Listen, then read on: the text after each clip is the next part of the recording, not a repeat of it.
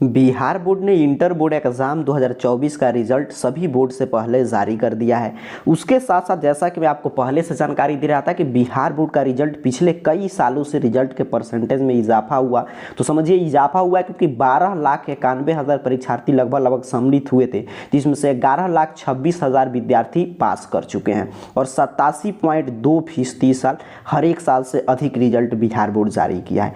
लेकिन जब भी बिहार बोर्ड रिजल्ट जारी करता है तो यहाँ पे काफ़ी विद्यार्थियों के मन में ये रहा था कि हाँ उनका रिजल्ट जो है मन के मुताबिक नहीं आया, अर्थात कि जितना वो मेहनत किए थे, जितना वो अच्छा से कॉपी लिखे थे, उतना उनको अंक नहीं दिया गया है। और ये सारा गड़बड़ी देखिए ऑब्जेक्टिव कॉपी में होता है, क्योंकि ऑब्जेक्टिव का तो मशीन वगैरह से जांच होता है तो उसमें कोई दिक्कत नहीं। तो काफ़ी विद्यार्थियों को लगता है कि ऑब्जेक्टिव मेरा इतना सही था, बट सब्जेक्टिव मैंने मिलाया तो उसमें जो है मेरा पूरा मतलब कि उतना अंक जितना मिलना चाहिए उतना नहीं मिला है। अर्थात कि अगर आप अपने रिजल्ट से असंतुष्ट हैं, आपको लग रहा है कि आप जितना लिखे उतना अंक नहीं आया है, या कोई ऐसा छात्र जो 1 या 2 विषय में फेल कर गए हैं, तो उनके लिए आगे क्या विकल्प है इसकी हम लोग चर्चा करेंगे। तो ध्यान से समझिएगा।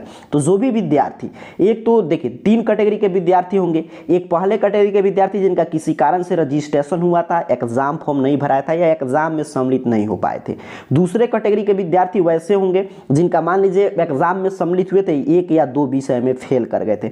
और तीसरे कैटेगरी में वैसे विद्यार्थी को हम लोग रखेंगे जो एग्जाम में सम्मिलित हुए थे, जिनका अंक भी आया है कुछ ना कुछ, फर्स्ट सेकंड जो भी डिवीजन है, थर्ड, बट उनका किसी विषय में लग रहा है कि जैसा लिखे थे उतना अंक नहीं मिला है। तो इनके लिए क्या क्या सॉल्यूशन है? तो देखिए पहले कैटेगरी के जो विद्यार्थी हैं जिनका रजिस्ट्रेशन वगैरह हुआ था या एग्जाम फॉर्म नहीं भर पाए या एग्जाम फॉर्म भरे थे एग्जाम में नहीं सम्मिलित हो पाए, तो उनके लिए क्या है, तो आपके लिए बिहार बोर्ड विशेष परीक्षा का आयोजन करने जा रहा है। उस विशेष परीक्षा में सम्मिलित होकर आप इस साल 2024 के सेशन में ही मतलब कि उत्तीर्ण हो सकते हैं। तो विशेष परीक्षा आपके लिए विकल्प है। जो भी विद्यार्थी 1 या 2 विषय में फेल किए उनके लिए कंपार्टमेंटल एग्जाम का आयोजन होगा। आपको कंपार्टमेंटल एग्जाम में सम्मिलित होना होगा और उसके माध्यम से आप जो भी विषय में फेल किए हैं, जिसमें आपका मतलब कि जो भी विषय में आप अनुत्तीर्ण है, तो उसका परीक्षा देकर आप पास कर सकते हैं। और तीसरे में जो भी अपने रिजल्ट से असंतुष्ट हैं, मतलब कि जिनको लग रहा है कि हाँ जितना वो लिखे थे उतना रिजल्ट नहीं आया है, अपने रिजल्ट से असंतुष्ट हैं, तो आप स्क्रूटनी करा सकते हैं। स्क्रूटनी का मतलब चैलेंज करना, जिसे हम लोग आम भाषा में बोलते हैं।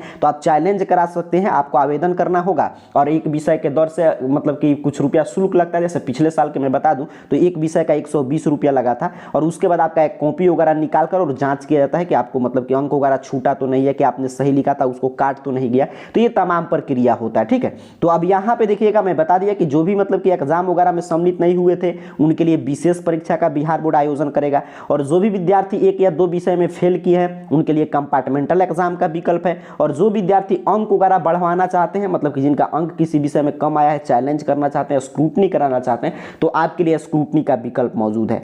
कब से कब तक इसके लिए आवेदन होगा? तो देखिए पहले क्या होता था कि कंपार्टमेंटल सह विशेष परीक्षा एक साथ आयोजित होता था, बट अब विशेष परीक्षा और कंपार्टमेंटल परीक्षा अलग अलग आयोजित होगा। बिहार बोर्ड इस साल से नया बदलाव किया है और स्पष्ट रूप से बिहार बोर्ड बताया है कि 28 मार्च से कंपार्टमेंटल के लिए और विशेष परीक्षा के लिए आवेदन शुरू हो जाएगा, ठीक है। तो जो भी विद्यार्थी कंपार्टमेंटल एग्जाम में सम्मिलित होना चाहते हैं, तो जिस भी विषय में आप फेल किए उसका तैयारी आपको शुरू कर देना है।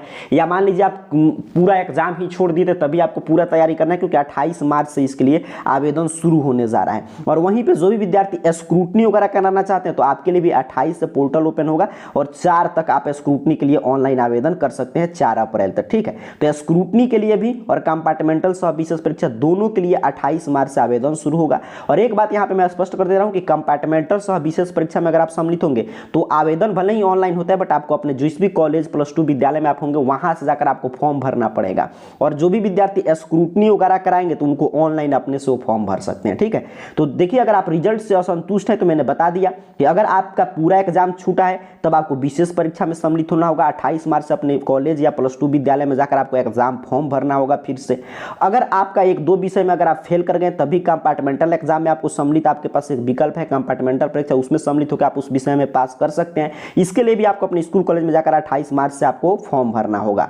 और फिर यहाँ पे अगर आपका मान लीजिए अंक आया है, अपने अंक से असंतुष्ट है, आपको लग रहा है कि हाँ आपका जितना अंक आना चाहिए उतना नहीं आया तो आप स्क्रूटनी करा सकते हैं, चैलेंज कर सकते हैं। तो उसके लिए आपको 28 से 4 अप्रैल तक ये ऑनलाइन होगा, आप ऑनलाइन आवेदन करेंगे। जैसे ही 28 मार्च के दिन अगर आप लोग का डिमांड आता है और कि आपको स्क्रूटनी कराना है, तो अगर 28 मार्च के दिन जैसे ही पोर्टल ओपन होगा तो हम उसकी वीडियो बनाकर आपको डिटेल जानकारी दे देंगे कैसे कैसे आप स्क्रूटनी के लिए आवेदन कर सकते हैं। विद्यार्थी इंटर बोर्ड एग्जाम 2024 में सम्मिलित हुए थे, रिजल्ट से असंतुष्ट हैं या एक दो विषय में फेल कर गए हैं, तो उसका क्या आगे विकल्प मौजूद है। उम्मीद कर रहा हूं मैं इस वीडियो में क्लियर आपको समझाने का प्रयास किया हूं। ये सभी प्रक्रिया 28 मार्च से शुरू हो जाएगा। तो जैसे ही शुरू होगा ऑफिशियल अपडेट आएगा, कितना फी वगैरह लग रहा है उसकी जानकारी हम आपको देंगे। अगर आप कमेंट बॉक्स में बताएंगे तो मैं आपको ऑनलाइन पूरा स्क्रूटनी के लिए कैसे आवेदन करते हैं पूरा मैं प्रक्रिया समझा दूंगा। तो अभी के इस वीडियो में बस यही जानकारी आपको देना था। आप सभी को बहुत बहुत धन्यवाद।